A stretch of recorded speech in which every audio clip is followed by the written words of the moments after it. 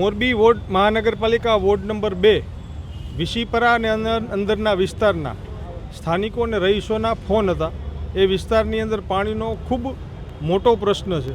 ખાસ કરીને અમુક વિસ્તારો છે જે ભીમરાવનગર છે, વિજયનગર છે અને મદીના સોસાયટી છે. આ વિસ્તારોની અંદર મહાનગરપાલિકાની ચૂંટણી પત્યા પછી પાણી બહુ જૂજ પ્રમાણમાં અને ઓછા દિવસોમાં મળ્યું છે ત્યારે, અને જે પાણી મળે છે એ પાણી પીવાલાયક હોતું નથી. એની અંદર ગટરનું પાણી મિક્સ આવે છે. ત્યારે આ સ્વાસ્થ્ય સાથે છેડા થઈ રહ્યા હોય આ વિસ્તારના પાણીના પ્રશ્નના નિરાકરણ માટે આજે મોરબી મહાનગરપાલિકાના કમિશનરશ્રીને મેં લેખિતમાં રજૂઆતો કરી છે.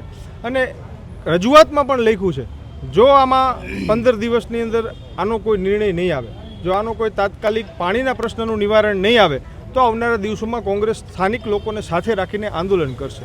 જ્યારે બીજી વાત કે આવનારા દિવસોમાં ઈદનો તહેવાર આવી રહ્યો છે. આ વિસ્તારની અંદર ખાસ કરીને મોટા ભાગના માઇનોરિટી સમાજના સમુદાયના લોકો રહેતા હોય છે અને આ વિસ્તારની અંદર કોંગ્રેસના મતદારો હોય અને એની સાથે અન્યાય થતો હોય એવું અમને ક્યાંક ને ક્યાંક લાગી રહ્યું છે, કારણ કે એવા જ વિસ્તારોની અંદર પાણી પૂરું પહોંચતું નથી. હવે જે કાંઈ પણ પ્રશ્ન હોય તાત્કાલિક નિવારણ થાય એના માટેની કોંગ્રેસની માગણી છે અને આવનારા દિવસોમાં અમે લડાઈ કરશું. જીગરામભાઈ થપ્પુભાઈ પરમાર, વિજયનગર શહેર નંબર 4. ફરિયાદ એવી છે કે સાહેબ 100 વર્ષથી પાણી આવતું નથી ને રાત્રે પાણી આવે 2:30 વાગે, 3 વાગે કે 4 વાગે તો પૂરું પીવાનું પાણી ભરાતું નથી, ત્યાં બંધ કરી નાખે. બીજો પ્રશ્ન એ કંઈ પાણી આવે ગટરનું પાણી આવે. વોર્ડ નંબર 2ના વિશીપરા વિસ્તારના રહીશો દ્વારા પીવાનું પાણી ન મળવા અંગે રજૂઆત કરવામાં આવેલી હતી. તેમની રજૂઆતને ધ્યાનપૂર્વક સાંભળી છે. એ વિસ્તારમાં જો પાણી ન મળતું હોય તો અત્યારે અમારી જે વોટર સપ્લાયની ટીમ છે એના દ્વારા ચેકિંગ કરવામાં આવશે. એ લોકોની એવી રજૂઆત હતી કે 30 તારીખ પહેલાં મળતું હતું તો અત્યારે કેમ બંધ થયેલું છે. છેલ્લા 2 દિવસથી જે ગૌશાળા ફિલ્ટ્રેશન પ્લાન્ટ છે ત્યાં 43.5 mld અને 10.5 mldના જે WTP છે એના રિનોવેશનની કામગીરી પણ હાથ ધરેલી છે. કદાચ એ પણ એક કારણ હોઈ શકે.